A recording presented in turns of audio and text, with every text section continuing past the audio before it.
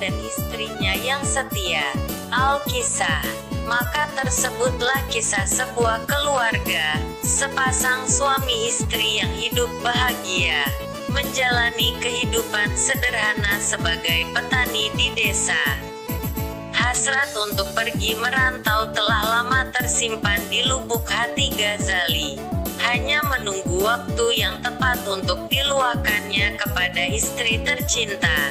Suatu malam yang damai selesai suami istri itu sholat Isya, mereka pun makan malam dan berbual-bual hingga dini hari.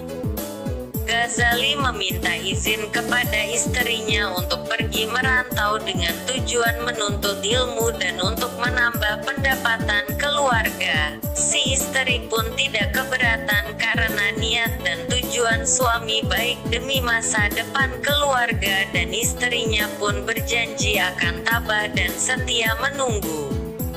Keesokan harinya berangkatlah Ghazali ke negeri orang. Tinggal kasih, tinggallah sayang, doakan abang cepat pulang. Nasib merantau bagaikan orang berjudi, kalah dan menang. Hari berganti bulan, bulan berganti tahun, bahkan bertahun Ghazali tiada mengirim kabar ke kampung, namun si istri tetap tabah dan selalu berdoa agar sang suami dilindungi Allah dimanapun dia berada. Dalam pengembaraan, Ghazali mencari ilmu, belajar dari satu guru ke guru yang lain, dari satu negeri ke negeri yang lain, hingga tidak terasa pengembaraannya semakin jauh dan semakin lama. Lebih 10 tahun waktu yang telah terpakai dalam pengembaraannya itu.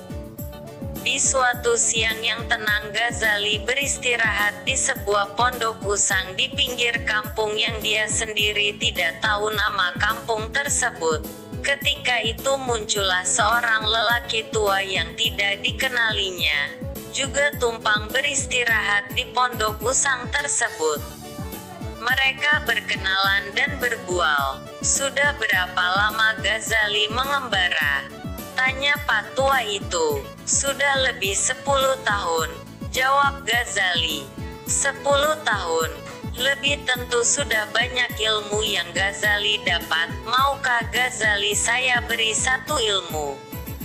Sambung Pak tua itu. Tentu sekali, asalkan bermanfaat untuk dunia dan akhirat.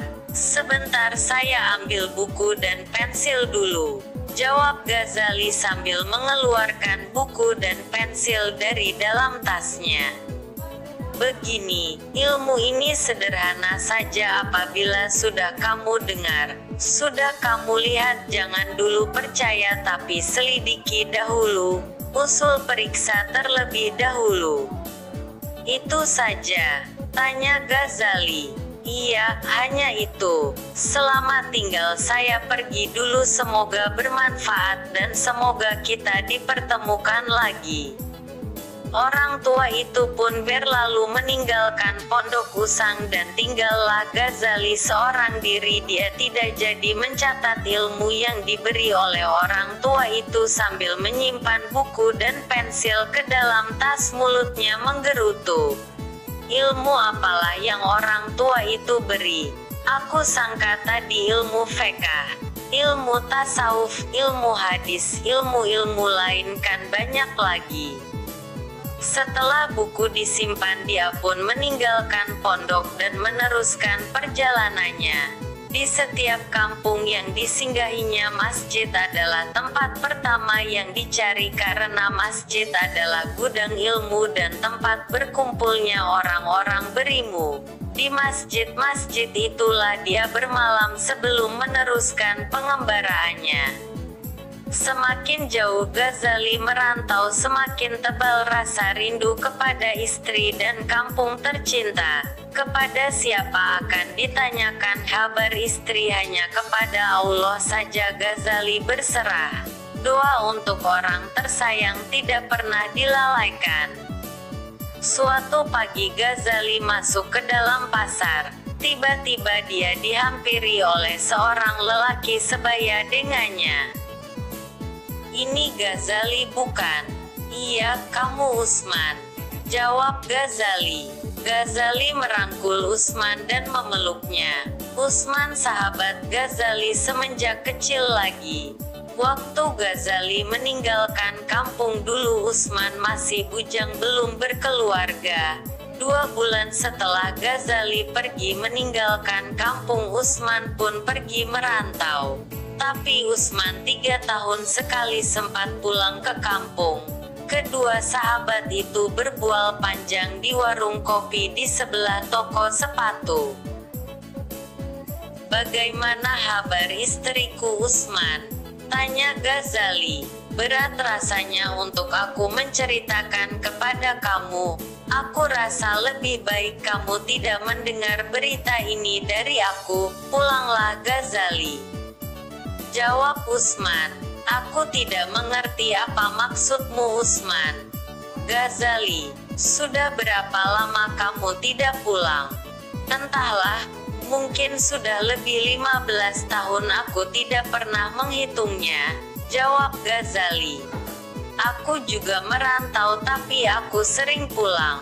Waktu aku pulang 4 tahun yang lalu aku tidak melihat istrimu di kampung.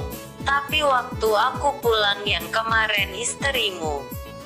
Usman terdiam. "Ada apa dengan istriku Usman? Kenapa kamu diam?" desak Ghazali. "Ghazali, maafkan aku. Aku tidak mungkin menceritakan ini kepadamu," jawab Usman sambil menunduk. "Usman, katakan apa yang terjadi. Kenapa dengan istriku Usman?" Ghazali, "Maukah kau berjanji untuk sabar dan menerima kenyataan ini dengan tabah?"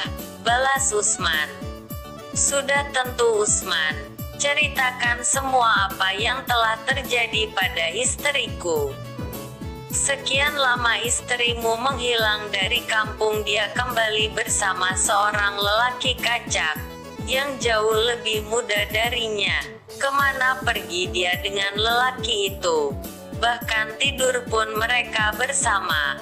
Mungkin suami barunya, atau lelaki simpanannya." "Tidak mungkin Usman. Jangan kau fitnah istriku. Demi Allah dia tidak sejahat yang kau sangka. Dia tidak mungkin." "Tidak mungkin Usman. Ghazali, maafkan aku. Mana mungkin aku memfitnah istri kawanku sendiri. Sebab itu aku suruh kau pulang, saksikan sendiri," balas Usman. Ghazali mendiamkan diri.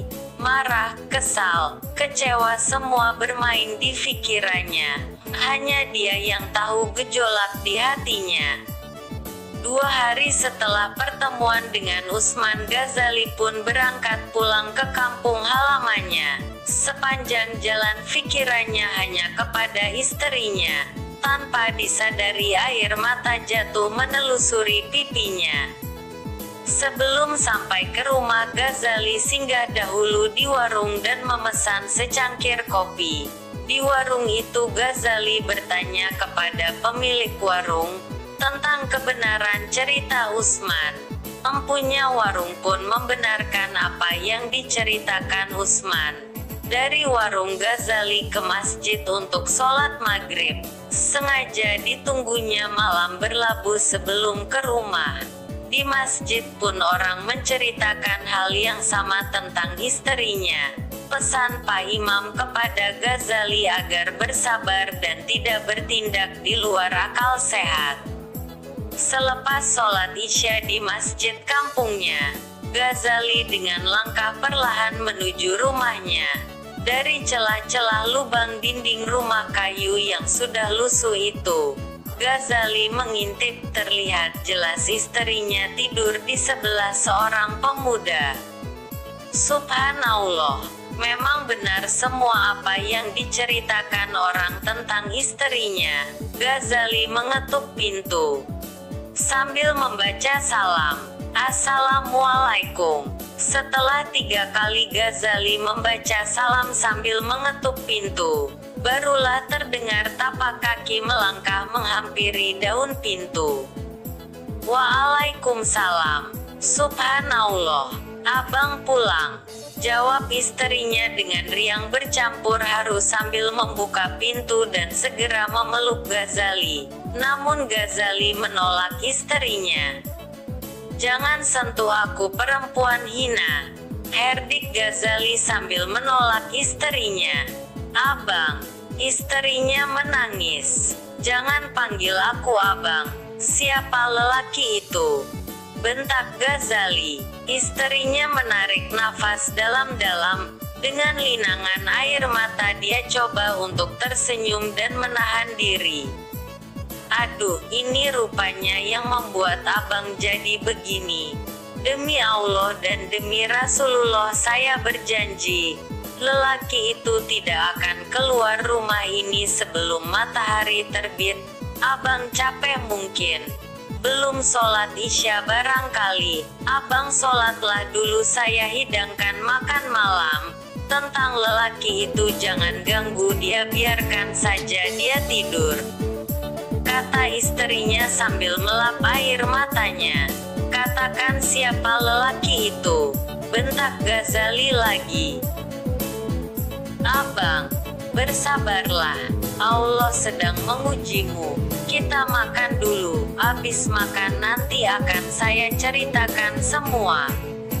Ghazali akur dan menerima saran istrinya. Ketika makan, keduanya saling mendiamkan diri. Wajah istrinya tampak tenang, walau sekali-sekali dia menghapus air matanya, sambil menunduk.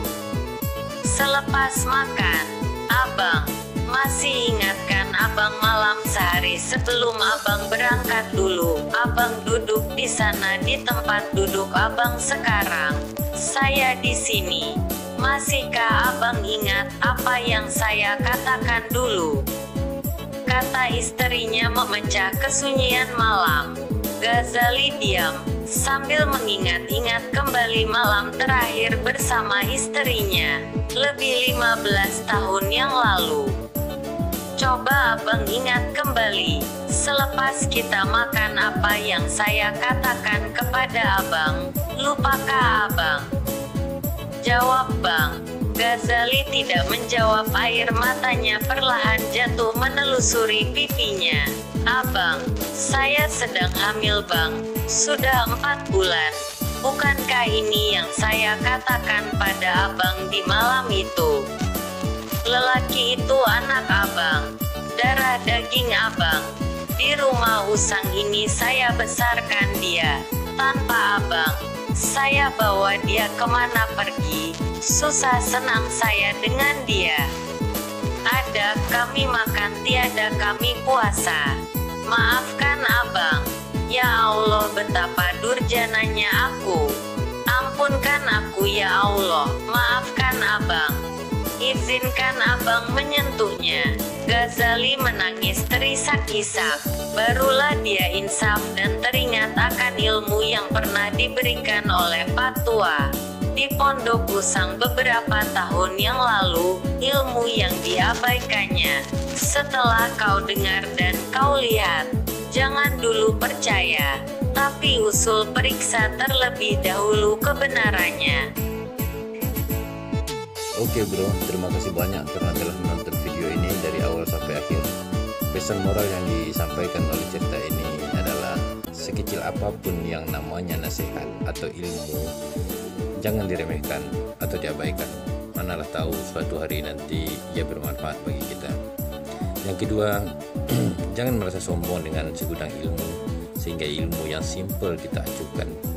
Yang ketiga, jangan dipandang dari siapa atau siapa yang memberikan nasihat atau ilmu tersebut, tapi hargailah dan ambillah ilmu yang diberikannya itu walaupun sekecil apapun. Saya Khairullah Al-Basri dan Uni Google mengundurkan diri. Kami sudahi dengan Assalamualaikum warahmatullahi wabarakatuh.